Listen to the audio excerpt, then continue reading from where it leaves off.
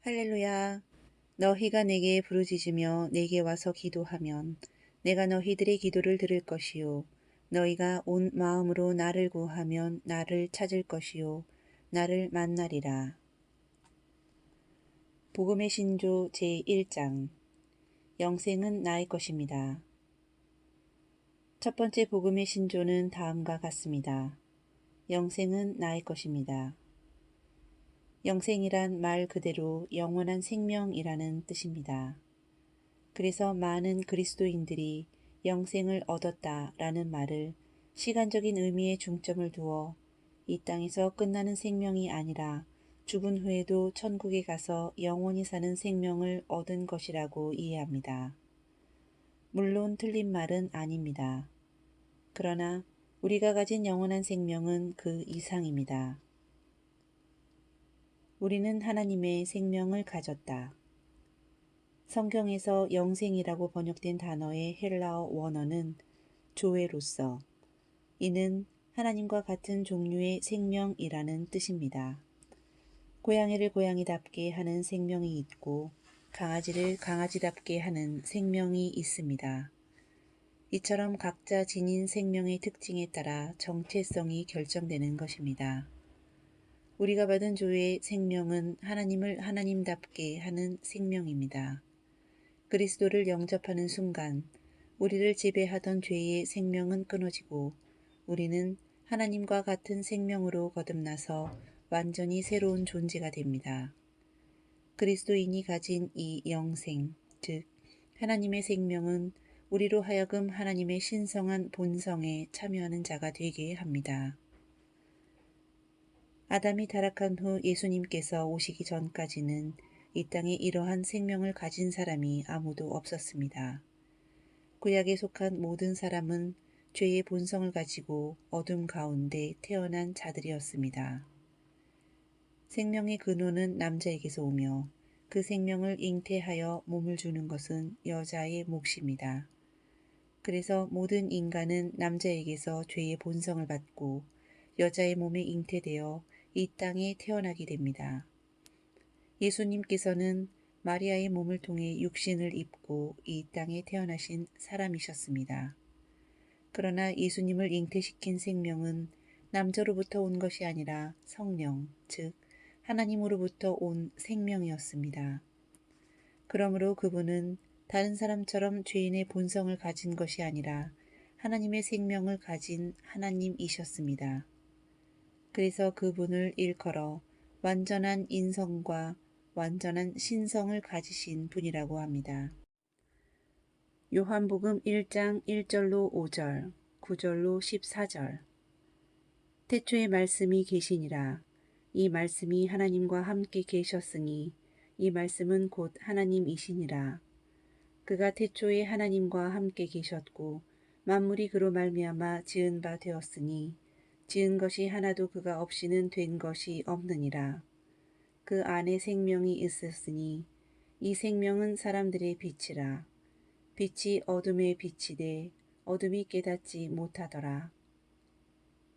참빛 곧 세상에 와서 각 사람에게 비추는 빛이 있었나니 그가 세상에 계셨으며 세상은 그로 말미암아 지은 바 되었으되 세상이 그를 알지 못하였고 자기 땅에 오매 자기 백성이 영접하지 아니하였으나 영접하는 자 곧 그 이름을 믿는 자들에게는 하나님의 자녀가 되는 권세를 주셨으니 이는 혈통으로나 육정으로나 사람의 뜻으로 나지 아니하고 오직 하나님께로부터 난 자들이니라.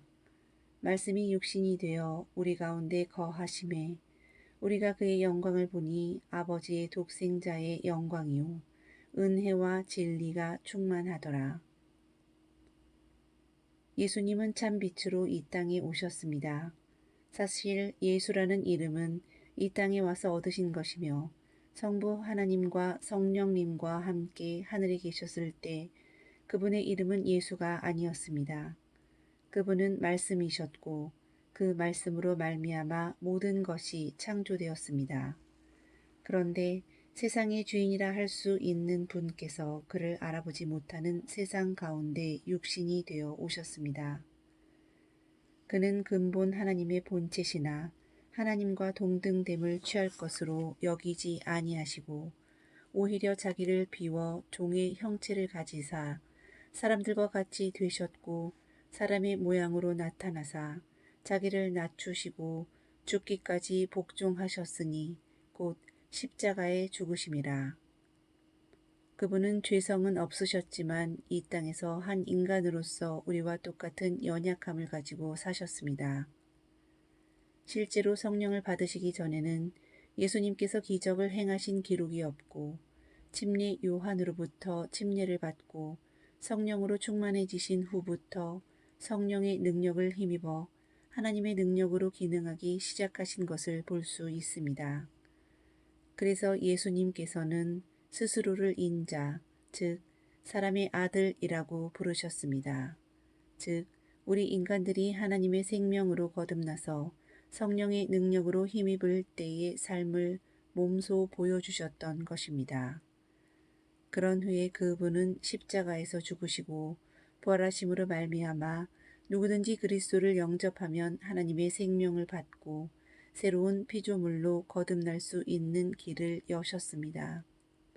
사람들이 애완견을 자식처럼 예뻐해서 우리 아가 엄마가 밥 줄게 라는 식으로 말하는 경우가 있습니다. 그러나 그렇다고 그 강아지와 주인이 정말로 친부모와 자식이 관계인 것은 아닙니다. 본질적으로 지닌 생명이 다르기 때문입니다. 그러나 우리는 실질적으로 하나님의 자녀가 되었습니다. 우리가 그분을 아버지라고 부르는 것은 단지 그렇게 부를 수 있도록 허락되었기 때문이 아닙니다. 거듭났다는 것은 하나님께서 실제로 우리를 말씀과 성령으로 낳으셨다는 의미입니다. 우리는 그분과 똑같은 종류의 생명인 조의 생명을 받고 태생적으로 그분의 자녀가 되었습니다. 그리고 이 모든 것은 예수님께서 이 땅에 그 생명을 처음으로 가져오셨기 때문에 가능한 일이었습니다. 로마서 4장 25절. 예수는 우리가 범죄한 것 때문에 내줌이 되고 또한 우리를 의롭다 하시기 위하여 살아나셨느니라. 이 구절은 우리가 정확히 이해해야 할 매우 중요한 구절입니다. 이 구절에는 두 가지 사건이 나타나 있습니다. 많은 그리스도인들이 나는 이제 하나님의 자녀이고 의인입니다. 라고 말하면서도 그 의미를 예수님을 영접함으로 말미암아 예수님께서 내가 받을 죄값을 대신 받으시고 내 죄가 용서되었다는 정도로 이해하곤 합니다. 틀린 말은 아니지만 성경에서는 그 정도로 이야기하지 않습니다.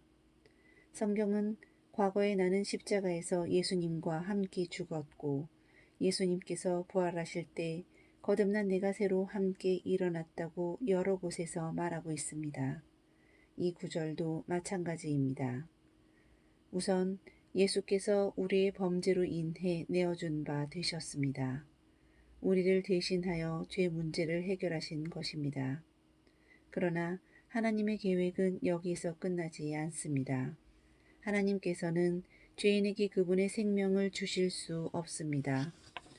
거룩한 영이신 성령님도 죄인에게는 들어가실 수 없습니다. 그러므로 하나님께서는 우리를 의인으로 만드셔야 했습니다. 죄 문제를 해결하실 뿐 아니라 더불어 우리를 의롭게 하시는 과정이 필요했습니다. 하나님의 계획이 완성되기 위해서는 반드시 이 두 가지 사건이 함께 일어나야 했습니다. 그러므로 이 성경 구절에 대하여 확실하게 이해한다면 우리가 하나님 앞에서 의인이라는 사실에 대해 결코 흔들리지 않을 것입니다. 할렐루야.